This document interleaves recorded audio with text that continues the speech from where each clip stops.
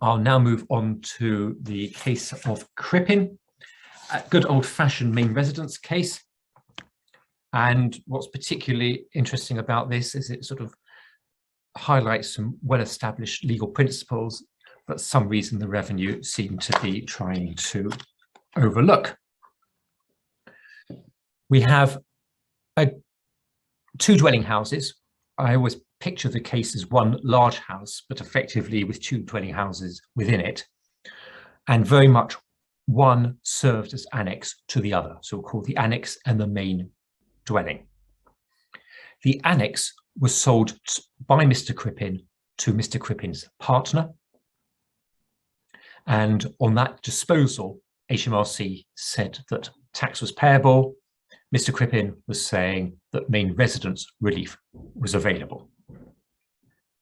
What are the facts? The annex was extended so as to become capable of being a separate residence, but was very much used by the family as an annex to their main home.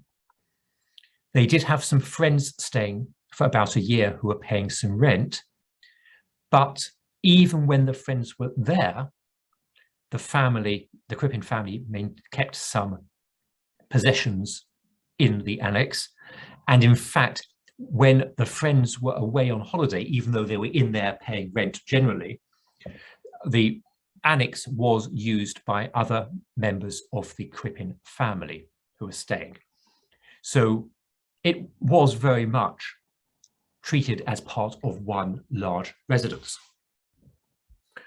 The Revenue took the view that the annex was capable of being and served as a separate dwelling house, as evidenced by the fact this other family was staying in there.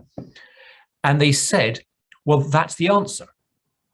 If you've got two separate dwelling houses, then one cannot be part of the main residence. Now, I'm not quite sure why the Revenue ran that argument, because it's been long established, the case is Lewis and Rook, that you can have more than one residence or dwelling house within the residence, or more than one residence within the dwelling house. If I read what Lewis and Rook said, what has to be determined is the identity of the dwelling house which we're talking about. The fact that it comprised of separate accommodation in which staff or children or guests may be accommodated does not, in my view, determine conclusively that such accommodation is not part of the dwelling house. So it doesn't matter that there are different family units living there. It's a factor, but it is no more. It's a matter of degree in every case whether a separate building does or does not form part of the residence in question. So you can actually have a separate base of accommodation containing a separate family in a separate building, yet still forms part of the main residence. And what Lewis and Rook then continues to decide is that the best way of judging this is to say, is that separate accommodation within the curtilage, which is a legal planning term of the main house. If it's within the curtilage, then that's fine. So clearly the Revenue's argument was flawed, and based upon how the house was used, it was clearly within the curtilage. And in fact, before we didn't even need to get to curtilage, as far as the first tier tribunal was concerned, the property was just simply part of the main residence, full stop. But then there was a period towards the end of the period of ownership when the property was actually let out at arm's length, and the family stopped using it for their personal possessions. So there was a proper lettings arrangement. And what's happened there is the first tier tribunal said it ceased to be part of the main residence at that stage. But because it was within what was then the last 2 years of ownership, now down to, I think it's 9 months, we don't have to worry about that. We don't have to lose any of the main residence relief, because it's all covered within that final period. So Mr. Crippen won, but I do wonder why the First Tier Tribunal even needed to look at that particular aspect, because if the second dwelling was within the curtilage of the main house, then you don't actually have to worry about who's actually living in it. In other words, going straight back to Lewis and Rooke, that, as I said, it doesn't matter that the taxpayer didn't win on that for that reason, because they won for a different reason. And if necessary, the point can always go on to the upper tribunal should the case go further. I don't think it will. I think it's also worth reminding people of the facts of a case that I was involved with several years ago, the case of Ritchie, because I could see some of the arguments that the Revenue were trying to run were ones that Revenue had tried to run in the Ritchie case. And with a slight change of facts, I think there's a warning to be had. The Ritchie case involved what I would say was a house. I'm trying to simplify the facts considerably, and a garage that was some distance from the house. And the Revenue, pointing to Lewis and Rooke, said, yes, we accept that separate buildings can constitute a part of the main residence, but the second building, the subsidiary building, has to be within the curtilage of the main dwelling house. And what they said is that the garage in the Ritchie case was outside the curtilage. I would say that that amounted to a misreading of the Lewis and Rooke decision. Because, as I said, Lewis and Rooke involved accommodation occupied by staff as a separate dwelling house. And the question then was it within the curtilage of the main dwelling house? In the case of a garage, the garage itself is part of the main dwelling house, because you've got other cases that define what constitutes a dwelling house, including a garage. So if the garage is part of the main dwelling house itself, the question of curtilage is not relevant. What you then do is, in a case where there is a further dwelling house, is that within the curtilage of your house and garage? But you can't sort of apply a curtilage test, which isn't even in the statute, to chop up the different buildings that themselves constitute the main dwelling house.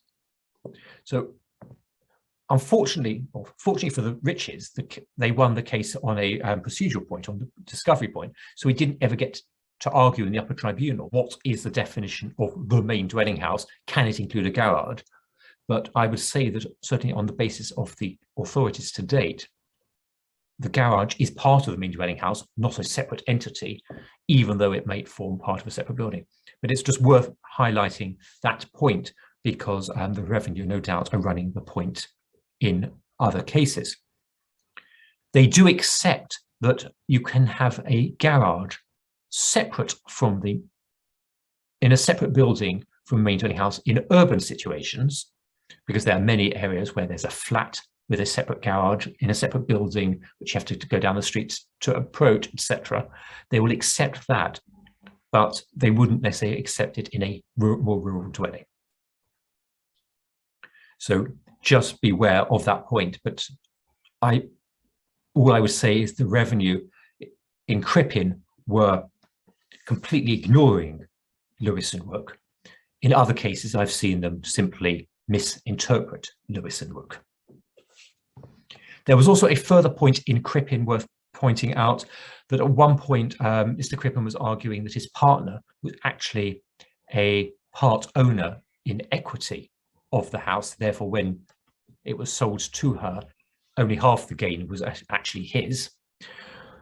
On that point, Mr. Crippen lost, because whilst Mr. Crippen might have won the argument had the house been in England, based upon English property law, this house was actually in Scotland, and Scottish property law gave rise to a different outcome. So it's another point just to worth bearing in mind is especially when you've got either, we've seen it with partnerships earlier, but particularly with property, land, local property law might be different, and therefore two cases might be decided in different ways, depending which part of the United Kingdom they decided it. Are there any further questions on the Crippen case? If not, I shall move on to the Fisher case. This is a Fisher case involving the transfer of assets abroad legislation. I'll try to describe the company, the family arrangements, and then what happened and the arguments run. The Fisher family owned a bookmaking company which found out that it was losing a lot of business because of the introduction of betting duty and the ability of rival bookmakers to set up offshore and provide a telephone bookmaking service which didn't have to suffer the overheads of betting duty. Eventually, the Fisher family decided that the business needs to have, as part of the company's business, needs to be transferred to a Gibraltar company. The Gibraltar company made profits. The revenues said there had been a transfer of assets abroad and therefore invoked the transfer of assets abroad legislation and assessed some of the individual family members on the profits of the offshore company. I've reproduced on this slide the current statutory test.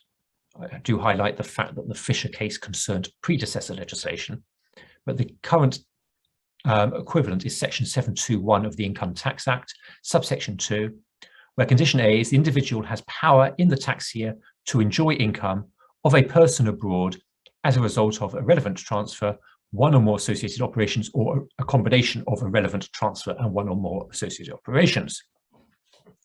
And the argument that revenue were running is that the individual family members, they were shareholders, they effectively had the right to enjoy, albeit indirectly in this case, but that wasn't a problem, the income of the offshore company, the Gibraltarian company, because there had been a relevant transfer, which was the transfer of assets, the transfer of the business.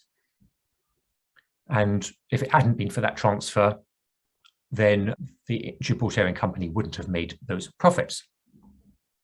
So if you look at section 721, subsection 2, condition A, on a literal application, is satisfied. Let's just take a step back and look at the family arrangements. The parents, known as Stephen and Anne, owned each 38% of the company. So they owned between them 76%. The remaining 24% was owned by the couple's two children, Peter and Diane. Now, Diane had no involvement in the business, and I don't think she was assessed at all. Anne used to be involved in the business, but effectively stepped down from running the business. So the two active shareholders were Stephen and Peter, who between them owned 50% of the business. Now, as I said, if you apply section 721, subsection 2 literally, then we have condition A is satisfied. However, the courts have generally imposed some form of restriction on the operation of these rules and said it applies only if the person whom you are assessing, i.e. the individual in this case, is either the transferor, i.e. the person who transfers an asset abroad. So for example, if I own an income producing asset and I send that asset into ownership of an overseas trust or overseas company where I still have the right to enjoy the income, then I am liable to tax, because that's precisely the arrangement that this legislation was seeking to attack. It was trying to ensure that I did not escape my UK tax liabilities by hiding an income-bearing asset offshore. So it clearly applies to transferors, but would also apply to what's known as a quasi-transferor. Now, this is all non-statutory, but has generally been interpreted as someone who procures the transfer. And an example might be, and this is an area which is still being looked at, there's a case called Realis, which is likely to go to the Supreme Court in due course. If I own 100% shares of a company and I transfer the business to an offshore company, so imagine it wasn't the Fisher company owning different parts of the shares, but the whole of the company shareholder. One shareholder owned the entirety of the shareholding. Then the fact that the company is the person making the transfer, it's clearly being procured by the sole shareholder in that situation. And presumably a shareholder with 95% of the shares would also have so much control that they are the one procuring the transfer. So in those circumstances, the legislation would bite. But the question that had to be addressed by the Court of Appeal in this case was, does it apply in the case of Stephen, Anne, and Peter? Stephen and Anne each owning 38%, Peter owning 12%. Well, Lord Justice Phillips said it cannot apply because they are all individually minor shareholders. And unless there is some form of shareholders' agreement, none of them can insist upon the transfer taking place. And therefore, none of them could be said to procure, even though that's a judicial gloss of the word on the legislation, but no one can be said to procure it so as to make it appropriate for this legislation to apply to them. However, Lord Justice Phillips was in the minority, and the majority said that it could apply to Stephen and Peter, who together owned 50% of the shares, because they, in fact, worked together and did agree to the transfer. The court was unanimous to the extent that Anne, the 38% shareholding wife of Stephen, would not be liable because she took no active role in the business. So because she was not a director, even though she was a major shareholder, she should not be subject to the tax. But the majority said that because the directors were acting together, that was sufficient to procure the transfer. So that is no doubt a point that will go to the Supreme Court in due course. But there's also a further question that the Court of Appeal did not address because there's binding authority on it, but again, a point that the Supreme Court might wish to look at. The reason they were avoiding income tax, i.e. the reason that profits were being generated overseas, was not because they wanted to avoid income tax. They wanted to avoid the commercial consequences of betting duty that was effectively reducing their profit margin, making them uncompetitive. Now, the version of the Income and Corporation Taxes Act 1988 they were looking at said, in the equivalent to what is now Section 720, this legislation is there to prevent the avoidance of taxation. And betting's duty is a tax, and therefore it comes within the purpose of the legislation. When the legislation was rewritten in 2007, it now expressly says this legislation is there to prevent the avoidance of income tax. Now, the question is whether or not that has actually narrowed the scope of the legislation, or whether it more effectively states the scope of the legislation. So it'd be interesting to see whether the Supreme Court says it was always there only to stop income tax avoidance. You cannot be caught if all you're doing is trying to avoid betting's duty. They might say, well, under the 1988 legislation, taxation is taxation, and because 1988 legislation didn't narrow it, we can't impose a narrow reading, which would mean that at least since 2007, there's been a narrow scope of the rules. We shall see. But as I said, I expect these cases to go to this case to go to the Supreme Court, and there'll be some very useful clarity on this very potent piece of legislation. I've already mentioned the Realis case. That's another case which I think will go to the Supreme Court, and we'll look at these two, no doubt two cases will be looked at together. That involved a different situation where it was a 50-50 shareholder, one effectively buying out the other, and the person who was selling transferred his assets, shares, to an offshore trust.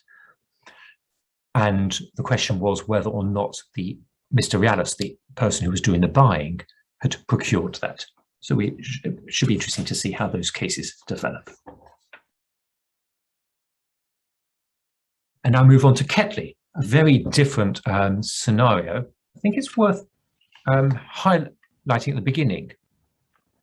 Advice I heard from a QC some years ago, which in many ways is a bit unkind in its tone, but is probably good advice to bear in mind nonetheless. And the advice was, negligence breeds negligence. And what he was saying is that from his experience, and this case, Mr. Ketley's case, would seem to prove it, or confirm it at least, when there is negligence somewhere in the files, somehow that tends to lead to more negligence going forwards. We can see that when we look at the facts of Mr. Ketley. So Mr. Ketley was someone who had substantial pension funds when A-Day came along with the new pension rules in April 2006.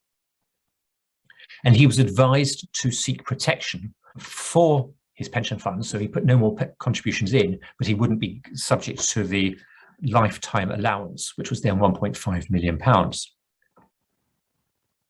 The due date for such an election was the 5th of April 2009. His advisor, however, failed to submit the election in time. What had happened is the advisor had sent the election to the pension provider for some information to be filled in and didn't ever get it back and just didn't follow it up. It was 5.5 years later that the advisor discovered this, but didn't actually notify Mr. Ketley initially and looked through files, trying to sort of see what was going on. Eventually, the advisor realized that he had to come clean to Mr. Ketley and did so by notifying him on the 14th of October 2015. The election was therefore not made on time, but was in fact made late on the 1st of December 2016. Now, you, I, and anyone who understands these rules will think, oh my goodness, if you discover on the 14th of October 2015, you don't leave it 13.5 months before making an election. You do it much more quickly than that. But that's because we know that these elections could be subject to a late election being made on reasonable excuse grounds. However, Mr. Ketley was not told that it was possible to make a late election. And it was possible that his advisor at the time did not know that he could make a late election. So there was a meeting that took place early in 2016. And eventually, in the spring of 2016, Mr. Ketley then instructed a solicitor with a specialism in professional negligence claims to effectively sue the former advisor for missing this election. Now, when you have a claim for professional negligence or any form of negligence, the first thing that the courts expect you to do is to mitigate your loss. if, let's use a nice, easy example, if you've been unfairly dismissed from a well-paid job and you sue your former employer for wrongful, unfair dismissal, you might be able to get some of the earnings that you should have got had you not been unfairly dismissed. But if you decide, I'm going to use this newfound holiday as a chance to put your feet up, sit in the garden, etc., you will not be able to claim as much as you would if you actually do your best to get a replacement job so as to mitigate the loss. And then your former employer is only liable for the surplus that you have, the deficit. You've got to seek to mitigate loss. Now, what the first-tier tribunal had held is that Mr. Ketley had made a mistake in not instructing his solicitor to remedy the oversight. When Mr. Ketley instructed the professional advisor should have known that the first job to do is to see if you can remedy the oversight, mitigate the loss. But it was concluded that the solicitor was not instructed to do so. Therefore, there was no evidence to suggest that Mr. Ketley had taken that stage. However, the upper tribunal said that the first tier had made a mistake in this work. Even if there was no express instruction by Mr. Ketley to instruct the solicitor to mitigate the loss, it is so implicit in a professional negligence instruction that actually the solicitor should be assumed to have done so and should have taken that as an instruction, even if it wasn't actually in the written terms of agreement. So there was an error of law made by the first-tier tribunal because it was inferred that Mr. Ketley had actually instructed the solicitor to do that job. The upper tribunal said you can hardly blame the first-tier tribunal for overlooking this point, whether it was an implied term, because it wasn't raised. Mr. Ketley in the tribunal didn't run the argument. But nevertheless, on appeal, the upper tribunal considered that actually the first-tier tribunal had just made the wrong decision as a matter of law. It was an implied term, and therefore the solicitor should have been expected to try to mitigate the loss. However, where Mr. Ketley fell in the upper tribunal is that on the basis of the evidence available to the first-tier tribunal, there was still insufficient evidence to explain why the claim was made late. We'll go into some of the details in a moment, but what effectively Mr. Ketley had done, not only did he fail to run the right argument in the first-tier tribunal, something that was able to be remedied in the upper tribunal, but he failed to produce the evidence to explain why he had a reasonable excuse long beyond the 14th of October 2015. So even if you can't run the right legal arguments in the first-tier tribunal, and it's always best that you do so, you've got to ensure that you provide the first-tier tribunal with the evidence to allow it to make the right decision. He then tried to introduce this new evidence to the upper tribunal. The upper tribunal said, no, it's too late. Generally, evidence, especially evidence that you have had for some time, you should provide the first time around. You can't use the upper tribunal as a second bite of the cherry. So, yes, the solicitor was instructed to deal with it, but it was still not dealt with in time, and there was no evidence to justify the extended delay. There was also a point that the revenue are arguing. The delay, as far as the tribunals were concerned, it actually ended not on the 1st of December 2016, but August 2016. That was when the solicitor eventually intimated that a late election was being made, but hadn't done it on the correct form. So the revenue then responded in October and the form was sent in at the beginning of December, the Revenue said, actually, we're going to, initially said, the delay continues till December. And I think technically they're correct, but they didn't actually persist the argument, and they were just focusing on the 10-month delay between October and 2015 and August 2016. There was another point that the Revenue were thinking of running, but it didn't become relevant, so we don't get any views from the upper tribunal on the point. Revenue tried to say that when you have a solicitor or an advisor, in this case originally, the errors of the advisor are attributable to you. I think that is wrong, but the Revenue didn't get the chance to argue it anyway, so we don't know quite what the upper tribunal feels about it. But the Revenue are trying to say you cannot hide behind the negligence of your advisor. My view is it depends on the facts of the case, but different cases do point in different directions. And this is Fashion on the Block Limited. Very quickly, company wanted to raise funds via the Seed Enterprise Investment Scheme, but inadvertently sent a compliance statement, which was for EIS.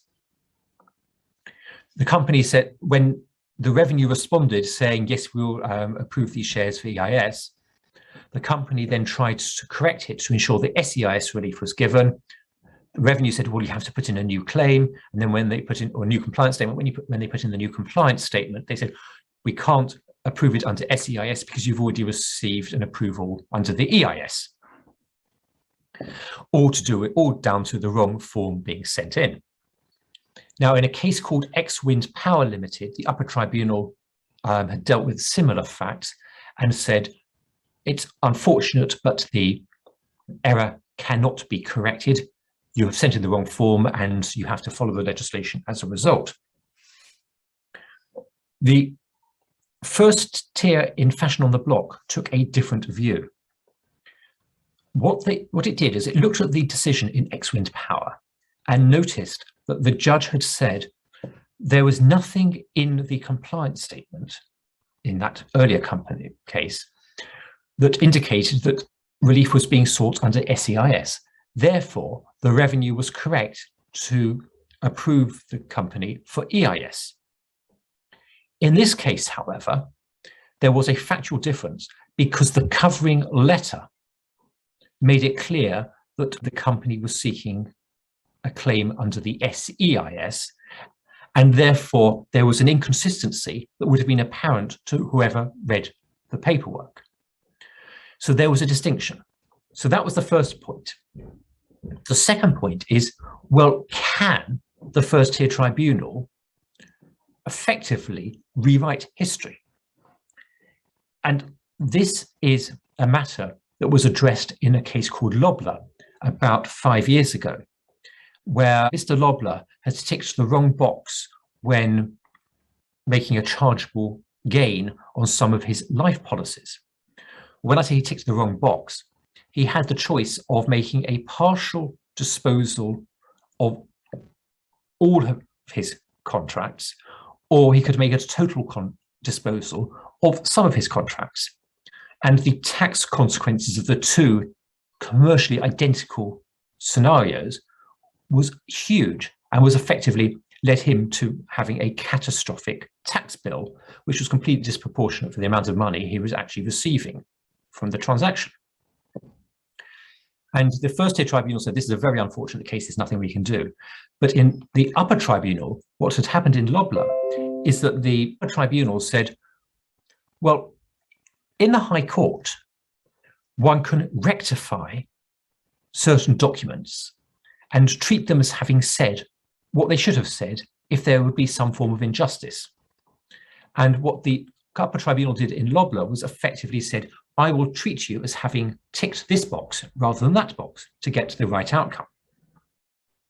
Now, in many ways, it's a correct way forward, but it was controversial because what it was effectively saying is the upper tribunal, which is not the High Court, even though often staffed by High Court judges, the upper tribunal was effectively taking on the same rights that High Court can have.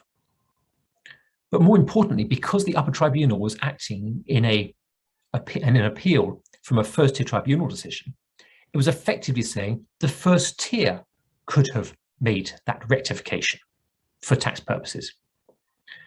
And that's what's particularly controversial, because it's effectively saying that a tribunal, which is not the High Court, definitely not the High Court, and is not as senior as the High Court, can effectively rectify errors in documents.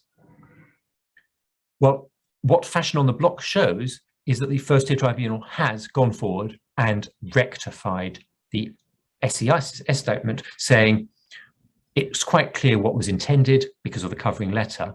Therefore, that will allow me to rectify the compliance statement so as to treat it as if it was an SEIS form.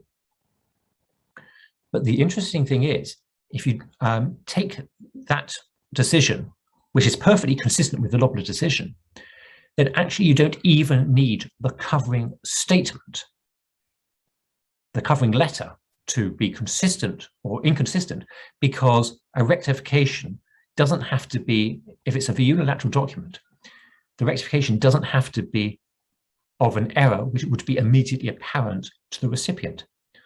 A rectification could be completely unilateral without reference to another document. So it's possible that if X-Wind Power Limited were heard again in the light of Lobler, then whilst it lost because the revenue couldn't have been aware of the error at the time, if you apply Lobler, then there's the argument that actually all you need is to show that you can satisfy the conditions for rectification.